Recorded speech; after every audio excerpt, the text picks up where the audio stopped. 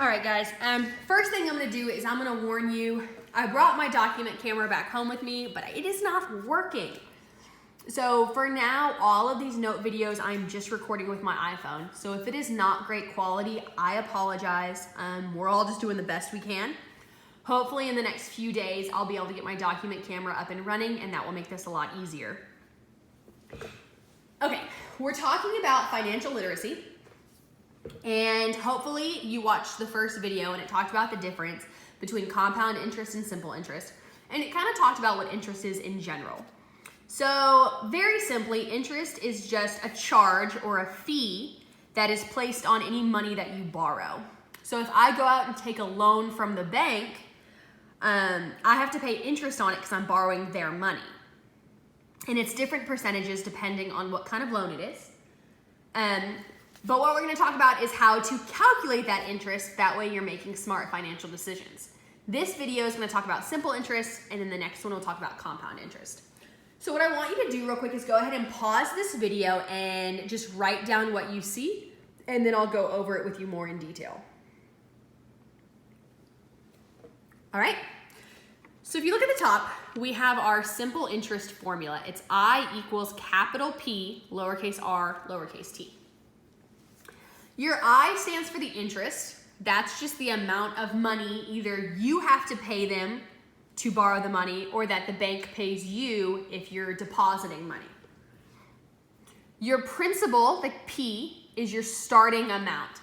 That just means it's however much your loan was for in the beginning, or if I'm putting money into the bank, it's how much I originally deposit.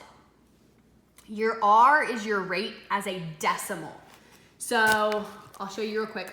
When you see interest rates, it'll say something like, 7%. You have to change that into decimal form first.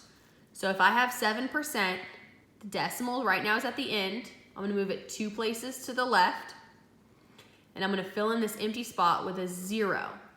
So as a decimal, I would put in 0.07 into the formula. All right? And then your last letter is the T, and that stands for time in years. So that's just the amount of time you keep your money in the bank or the amount of time it takes you to pay back your loan, whatever the situation is. But it has to be in years. So what that means is, let's say you only take out a loan for 6 months, right? 6 months. I know it's shaking, guys, I'm sorry. What you would do is turn it into a fraction. You're borrowing for 6 months out of 12 total months. If I simplify that to 1/2, 6 months is 1/2 of a year, so I would plug 1/2 into my formula.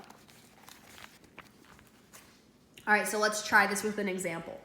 Our example is you deposit $3,000 into an account that earns 4.5% simple annual interest. How much will you earn in interest after 6 years?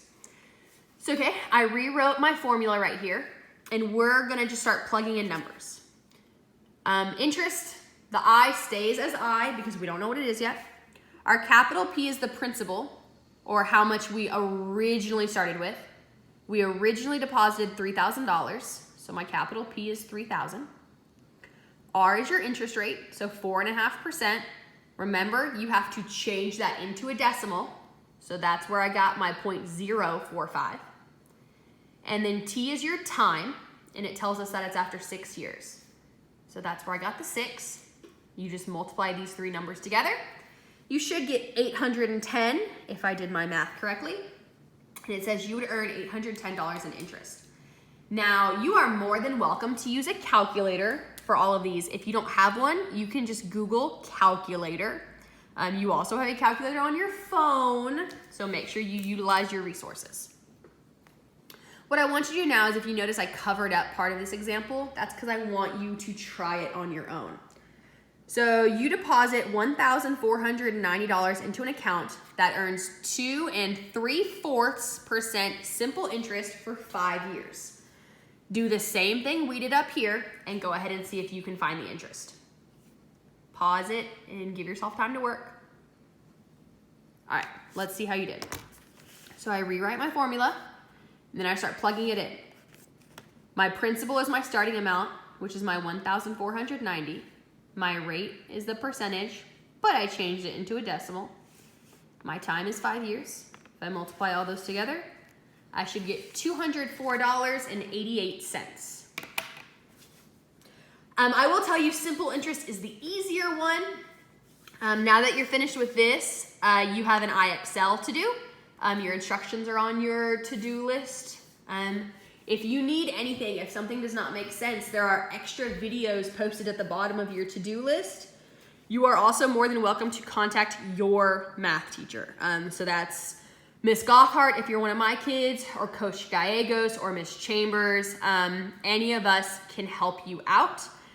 Best way to contact us is going to be through email.